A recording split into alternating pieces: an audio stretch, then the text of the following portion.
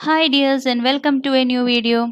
കാലിക്കറ്റ് യൂണിവേഴ്സിറ്റിയിൽ B.Ed applications start ചെയ്തിട്ടുണ്ട്. So ഇന്നത്തെ വീഡിയോയിൽ നമ്മൾ കാലിക്കറ്റ് യൂണിവേഴ്സിറ്റി B.Ed അപ്ലിക്കേഷൻ 2023യുടെ ഡീറ്റെയിൽസ് ആണ് പറയാൻ പോകുന്നത്. So welcome to this video. Channel ഇതുവരെയായിട്ടും സബ്സ്ക്രൈബ് ചെയ്യാത്തവരുണ്ടെങ്കിൽ ഒന്ന് സബ്സ്ക്രൈബ് ചെയ്യുക. കൂടെ തന്നെ ആ ബെൽ ഐക്കൺ കൂടി ഒന്ന് എനേബിൾ ചെയ്ത് വെക്കുക. അതേപോലെ വീഡിയോസ് ഇഷ്ടപ്പെട്ടാൽ ലൈക്ക് ചെയ്യുക, ഷെയർ ചെയ്യുക. ഓക്കെ, അപ്പോൾ B.Ed അഡ്മിഷന് നമ്മൾ വിസിറ്റ് ചെയ്യേണ്ട വെബ്സൈറ്റ് എന്ന് പറയുന്നത് admission.uoc.ac.in എന്ന വെബ്സൈറ്റ് ആണ്. കാലിക്കറ്റ് യൂണിവേഴ്സിറ്റിയുടെ എല്ലാ അഡ്മിഷൻ റിലേറ്റഡ് ആയിട്ട് എല്ലാ കാര്യങ്ങളും ഈ ഒരു വെബ്സൈറ്റിലാണ് പ്രസിദ്ധീകരിക്കുക. So here you can see right സൈഡിൽ B.Ed 2023 അപ്ലൈ നൗ എന്നുള്ള ഓപ്ഷൻ ആക്റ്റീവ് ആയി കിടക്കുന്നുണ്ട്. അപ്പോൾ ഇന്ന് 2/6/2023 അപ്ലിക്കേഷൻസ് സ്റ്റാർട്ട് ചെയ്തിട്ടുള്ളത്. അപ്പോൾ B.Edന്റെ അപ്ലിക്കേഷൻ പേജിലാണ് നമ്മൾ നിൽക്കുന്നത്. അപ്ലൈ നൗ എന്ന് ക്ലിക്ക് ചെയ്തിട്ട് അപ്ലൈ ചെയ്യാനായിട്ട് നോക്കാം.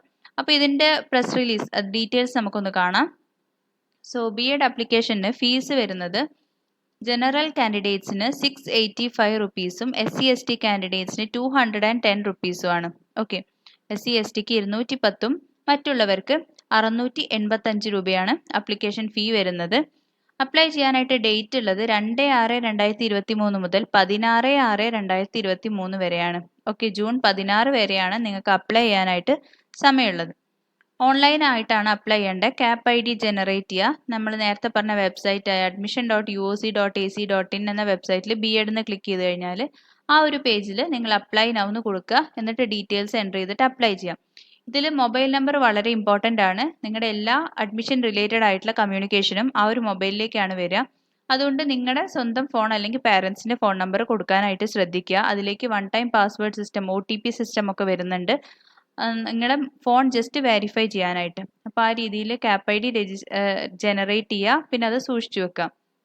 ഓൺലൈനായിട്ട് നിങ്ങൾ അപ്ലൈ ചെയ്ത് കഴിഞ്ഞാൽ അതിൻ്റെ പ്രിൻ്റ് ഔട്ട് എടുത്ത് വെക്കുക, അല്ലെങ്കിൽ ആ ഒരു PDF സേവ് ചെയ്ത് വെക്കുക. കാരണം അഡ്മിഷൻ ടൈമിൽ അത് ആവശ്യമായിട്ട് വരും. പിന്നെ സ്പോർട്സ് കോട്ട സ്റ്റുഡൻസ് ആണെങ്കിൽ നിങ്ങൾ ഓൺലൈനായിട്ട് അപ്ലൈ ചെയ്യുന്നതിന് പുറമെ നിങ്ങൾ കേരള സ്റ്റേറ്റ് സ്പോർട്സ് കൗൺസിലിലേക്ക് നിങ്ങളുടെ അപ്ലിക്കേഷൻ്റെ പ്രിൻ്റ് ഔട്ടും നിങ്ങളുടെ അതിൻ്റെ സർട്ടിഫിക്കറ്റ്സിൻ്റെ കോപ്പിയും അവർക്ക് അയച്ചു കൊടുക്കേണ്ടതാണ്. അപ്പോൾ അതിൻ്റെ അഡ്രസ്സൊക്കെ ഇവിടെ പറയുന്നുണ്ട്. Kerala state sports council Thiruvananthapuram എന്ന അഡ്രസ്സിലേക്ക് നിങ്ങൾ ഈ ഡീറ്റെയിൽസ് അയച്ചു കൊടുക്കേണ്ടതാണ്.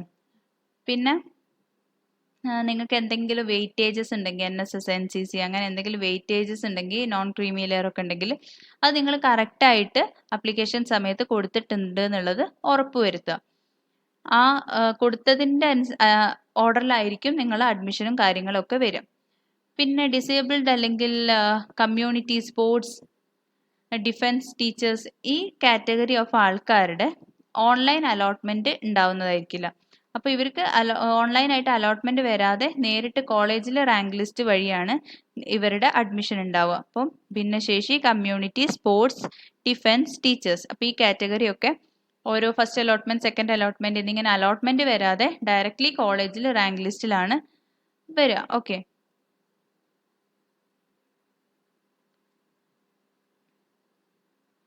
പിന്നെ ഇവർ പറയുന്നുണ്ട് യൂണിവേഴ്സിറ്റിയിലേക്ക് നിങ്ങൾ ഒരു ഡോക്യുമെൻസും ഇപ്പോൾ അയക്കേണ്ട കാര്യമില്ല. ഓൺലൈനായിട്ട് നിങ്ങൾ ജസ്റ്റ് അപ്ലൈ ചെയ്യുക, അതിൻ്റെ പ്രിൻ്റ് ഔട്ട് എടുത്ത് വെക്കുക എന്ന് മാത്രമേ ഉള്ളൂ. യൂണിവേഴ്സിറ്റിയിലേക്ക് ഒരു ഡീറ്റെയിൽസും അയച്ചു കൊടുക്കണ്ട. നിങ്ങളുടെ പ്രിൻ്റ് ഔട്ട് ഒന്നും യൂണിവേഴ്സിറ്റിയിലേക്ക് അയച്ചു കൊടുക്കണ്ട.